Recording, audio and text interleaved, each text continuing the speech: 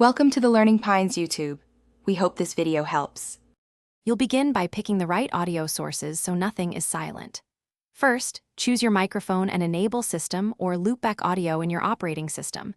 This ensures app sounds are captured. Once done, open the recorder and assign 3 tracks if available: screen, system audio, and microphone. Make a quick test recording and listen back. This saves time later and reveals clipping or low gain so you can adjust levels before you commit to the full take. Now focus on balancing and routing so your final file is clean.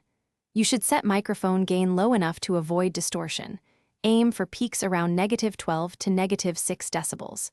If your recorder can't mix system and mic, add a virtual audio cable or simple audio interface to route both into one track. Make sure monitoring is active in headphones so you hear the mix live.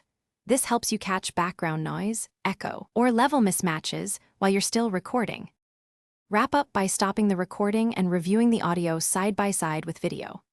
Trim dead space, normalize or apply light compression if needed, and then export in a high-quality format like WAV or a high bitrate MP3 to preserve clarity. If audio is missing or choppy, make sure the recorder has microphone and system audio permissions, confirm the default playback and recording devices, and retry the test. One key troubleshooting tip: restart the recorder. Thanks for watching. Consider subscribing if we helped you.